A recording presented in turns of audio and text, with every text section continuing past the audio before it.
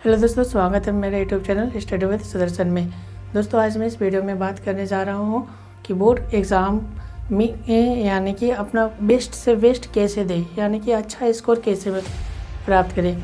तो जैसे देखिए दोस्तों, बोर्ड के एग्ज़ाम सामने आ रहा है, यानी कि सब रिजल्ट यानी कि नए साल में बोर्ड के एग्ज़ाम स्टार्ट होने जा रहा है। जैसे बिहार बोर्ड की बात करते हैं तो वहाँ डेट तो निकल चुकी है। अब जैसे झारखंड बोर्ड का मैं बात करना चाह रहा हूँ, तो अभी तो आप लोग क्या कीजिएगा, पूरा एकदम देखते रहिए कि अब क्या करें क्या नहीं करें। तो दोस्तों, क्यों ना अब समय को बचाते हुए, समय को ध्यान में रखते हुए बोर्ड्स की तैयारी को किस तरह से किया जाए ताकि वो अच्छे से अच्छे मार्क्स नंबर प्राप्त कर सके। तो दोस्तों, आई होप तो मैं ऐसे यानी कि मेरी वीडियो के थ्रू से आप लोगों को थोड़ा ही बोर्ड्स यानी कि जस्ट कुछ ही मिनट का वीडियो रहेगा, जिसके आप देख लीजिएगा तो ऑब्वियसली आपको ये चीज़ फॉलो कीजिएगा तो ऑब्वियसली जो है यहाँ पर आपको कुछ ना कुछ बेनिफिट मिलेगा।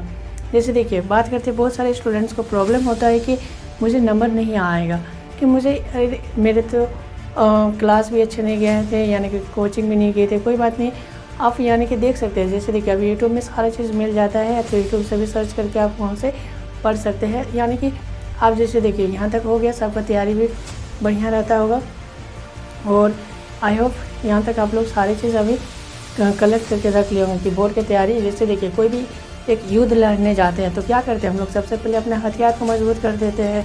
तो हथियार आप लोग को मजबूत होगा तब ना जाके युद्ध कीजिएगा। हथियार ही नहीं होगा तो बिना खाली हाथ युद्ध करने जाइएगा तो ऑब्वियसली कुछ ना कुछ यहाँ पर रिजल्ट क्या होगा, परिणाम अच्छा नहीं आएगा। तो दोस्तों, आइए मैं बात करता हूँ कि बोर्ड में अच्छे नंबर लाने के लिए किन किन टॉपिकों पर आपको ध्यान ज़्यादा देना है। तो दोस्तों, बिना देरी किए हुए वीडियो को स्टार्ट करते हैं। यदि आप मेरे यूट्यूब चैनल पर नए हैं तो मेरे यूट्यूब चैनल को सब्सक्राइब कर दीजिए, साथ ही में बेल आइकन को भी प्रेस कर दीजिए ताकि जब भी मैं वीडियो अपलोड करूँगा तो सबसे पहले नोटिफिकेशन आप ही के पास पहुँचे। तो देखिए दोस्तों, कुछ नहीं करना है, बस आपको इन टॉपिक जो है इस पर ध्यान रखना है। सबसे पहले देखिए क्या करना है ना, नोट्स प्रॉपर बना रखना है आपको। वही बात की कि युद्ध लड़ने जाना है तो हथियार ही नहीं रखेंगे तो ऑब्वियसली क्या होना है, वहाँ पर आपको हार मानना ही है। तो फिर भी हम लोग लड़ते हैं, लेकिन कोई बात नहीं, गांव का बंदा है तो कुछ ना कुछ जुगाड़ ले ही लेते हैं। तो यहाँ पर भी आपको क्या करना है, नोट्स रखना है। तो प्रॉपर नोट्स रखेंगे तो ही आप एग्ज़ाम में अच्छा कर सकते हैं। यानी कि इसमें थोड़ा बहुत आपको कॉन्फिडेंस मिलेगा। बिना नोट्स के कॉन्फिडेंस क्या होता है, डाउन रहता है। हम लोग नोट्स बनाने लग जाते हैं, खोजने लग जाते हैं, प्रिंट आउट निकालने लग जाते हैं, कहीं से किताब से भी तो जाते हैं, यहाँ इधर से भाई बहन से कहीं से भी मांगते हैं। लेकिन अभी से आप लोगों को क्या करना है, नोट्स रख लेना है प्रॉपर और उसी चीज़ को प्रॉपर देख लेना है अपना सिलेबस के हिसाब से कि नोट्स सारा मेरा बन के तैयार है कि नहीं। तो उसके बाद क्या करना है, PYQ होना चाहिए आपके पास, प्रीवियस ईयर क्वेश्चन, पिछला साल यानी कि जितने साल से पूछा गया है। जैसे आप लोग कम से कम 10 साल तक पीछे चल जाइए, 10 यानी कि ज़्यादा, मैक्सिमम 5 साल भी, 6-7 साल भी काफ़ी है।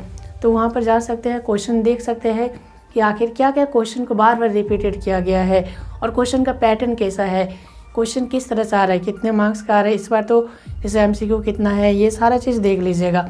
और मॉडल सेट भी निकाला गया है कि मॉडल सेट के थ्रू से आप लोग देख सकते हैं, प्रैक्टिस सेट के थ्रू से भी आप लोग उसे पता कर सकते हैं। और ये चीज़ देखिए कि कौन कौन क्वेश्चन ज़्यादा रिपीटेड किया गया है, तो इस चीज़ को ध्यान में रखिएगा। ज़्यादा क्वेश्चन रिपीटेड यानी कि most of the important question होगा वो बोर्ड के लिए, तो इस चीज़ को ध्यान में रखिए। चाहे कोई भी सब्जेक्ट क्यों ना हो, मैथ हो, साइंस हो, हिंदी हो, इंग्लिश हो, चाहे कोई भी सब्जेक्ट हो, उसको क्या करना है, आपको क्वेश्चन को ध्यान में रखना है।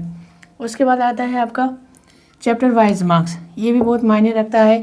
जैसे देखिए, कोई भी चैप्टर से लॉन्ग क्वेश्चन ज़्यादा आता है और कोई भी चैप्टर से जो MCQ पूरे पूछ देता है, बहुत ज़्यादा MCQ उससे क्वेश्चन रहेगा। जैसे मैं बात करना चाहता हूँ कि केमिस्ट्री का एक चैप्टर, जैसे रिएक्शन चैप्टर से, तो रिएक्शन चैप्टर्स में जो क्वेश्चन MCQ बनेगा और ऑब्वियसली उसमें तो लॉन्ग ज़्यादा नंबर का क्वेश्चन नहीं बन सकता है। तो इस तरह से आप लोग ध्यान देंगे कोई भी टॉपिक को, चाहे आप 12th का ही बोर्ड क्यों ना हो, 10th का ही बोर्ड क्यों ना हो, ये दोनों के लिए बेनिफिट है। तो आप लोग क्या कीजिएगा ना, चैप्टर वाइज मार्क्स देख लीजिएगा कि इसमें कितना चैप्टर वाइज है। उसके बाद है MCQ प्रैक्टिस, ये भी बहुत मायने रखता है MCQ प्रैक्टिस, क्योंकि जैसे देखिए MCQ क्या करता है, आप क्वेश्चन को लिखिएगा। जैसे थ्योरी का वाला क्वेश्चन को बात करते हैं, थ्योरी क्वेश्चन में आपको क्या करना पड़ता है, लिखना पड़ता है, और उसमें से आपको कुछ नहीं भी याद आ रहा है तो उसका इस मार्क काटा जाता है, यानी कि आपको 5 में मिलेगा कितना, 4 ही मिलने वाला है या 2 ही मिलने वाला है। इसमें क्या कीजिएगा, MCQ क्वेश्चन एक ऐसा होता है जो 1 मार्क्स का होगा, वो आपको 1 मार्क्स आप सही कीजिएगा तो 1 मार्क्स आपको मिलने ही वाला है। तो यानी कि MCQ आपको यदि अच्छी बात है कि ज़्यादा याद होगा तो इसमें MCQ आप लोग बेहतर कर सकते हैं। वो आपका पॉकेट में समझ लिए कि क्या होता है ना, पॉकेट में रखा हुआ नंबर होता है, वो आपको कभी भी यानी कि जो क्वेश्चन आ जाए उसको इजीली से ले सकते हैं। उसके बाद होता है कॉन्सेप्ट को रटो नहीं समझो, यानी कि क्या करना है, जैसे देखिए हम लोग क्या करते हैं, रटते हैं। अभी आप लोग मोर देन इनफ टाइम है तो क्या कीजिएगा, यानी कि जितना टाइम है, जैसे मान लीजिए फरवरी से एग्ज़ाम होगा तो फिर यानी कि आपके पास दिसंबर का 15 डेज़ बाकी है, जनवरी का 30 डेज टाइम है। तो आप लोग क्या कीजिएगा, तो इसमें कॉन्सेप्ट को क्या करेंगे, समझेंगे, ताकि एग्ज़ाम में हम लोग नहीं भी याद आए ना तो समझने के अपना 1 वर्ड्स में भी लिख सकते हैं। यहाँ 1 वर्ड्स में भी लिखने के लिए आपको नंबर सेम वही मिल देगा, यानी कि आपको वो दिखाना है कि क्या क्वेश्चन डिमांड किया जा रहा है, उस चीज़ को आप शो कर दिए 1 वर्ड्स में, तो ऑब्वियसली आपको जितना मार्क्स है ना उतना मार्क्स मिल जाएगा। इसलिए क्या कीजिएगा, कॉन्सेप्ट को क्या करेंगे, समझेंगे। ठीक है, अच्छी बात है, आप में रटने का पावर आप में ज़्यादा है तो आप रट सकते हैं, नहीं तो कॉन्सेप्ट को याद समझ के यदि आप याद कीजिएगा तो और जल्दी याद हो जाएगा। मैं तो अपना समझ के ही ज़्यादातर क्वेश्चन को याद करता हूँ। उसके बाद है मोर देन प्रैक्टिस। अब जैसे देखिए मेरे टाइम में हम लोग को बताने के लिए कोई नहीं था, इसलिए मेरा बोर्ड का मार्क्स भी उतना अच्छा नहीं आया है।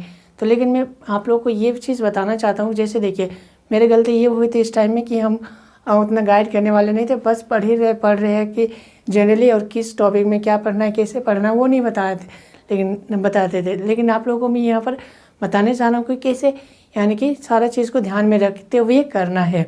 जैसे देखिए प्रैक्टिस का भी बहुत मायने रखता है। जैसे एक ब्रूस ली का थॉट है, क्या है कि आप जितना बार एक चीज़ को ही लोग बोलते हैं ना कि ज़्यादा मोर देन स्किल सीखेंगे तो वो ज़्यादा बेनिफिट हो, नहीं। ब्रूस ली का एक कहना था कि कोई भी चीज़ को बार बार उसी चीज़ को प्रैक्टिस करो ताकि उसमें आप क्या मास्टर यानी कि महारत हासिल कर लो, तो उस चीज़ को आप ताकि कोई हरा ना सके। यानी कि प्रैक्टिस जितना करेंगे उतना बढ़िया होता है। तो क्वेश्चन याद करो, रखो, फिर लिखो कि ये क्वेश्चन हम लिख पा रहे हैं कि नहीं, कोई देखो फिर क्वेश्चन, फिर उसको अलग से फिर लिखो। यानी कि इस तरह से आप लोग क्या करना है, प्रैक्टिस करना है। प्रैक्टिस सेट बना सकते हैं तो और भी बहुत अच्छा है आप लोग के पास।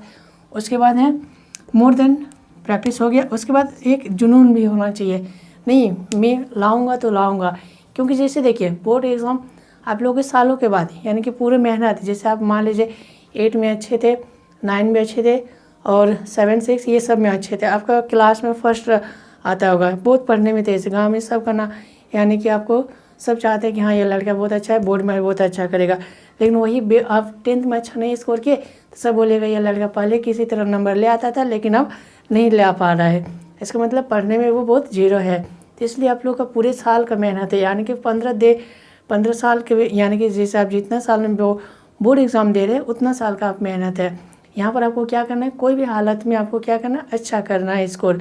यानी कि लोग बोलते हैं ना कि आपके टैलेंट को नहीं देखेगा, वहाँ पर आपका नंबर को दिखा जाएगा कि आप कितना स्कोर अच्छा किए, कि उसका बेटा इतना परसेंट आया, उसका बेटी इतना परसेंट ले आई है, तो इस चीज़ को देखा जाता है। लेकिन ठीक है, मानते हैं कि बोर्ड्स का स्कोर मायने नहीं रखता है, तो फिर भी हम लोग आपकी नॉलेज मायने रखता है। लेकिन यहाँ पर मैं बोलना चाहता हूँ कि यदि आप लोग थोड़ा सा आप पहले से टैलेंटेड है तो और थोड़ा सा यदि मेहनत कर दिए तो आपको कोई भी नहीं रोक सकता है बोर्ड में अच्छे स्कोर करने के लिए।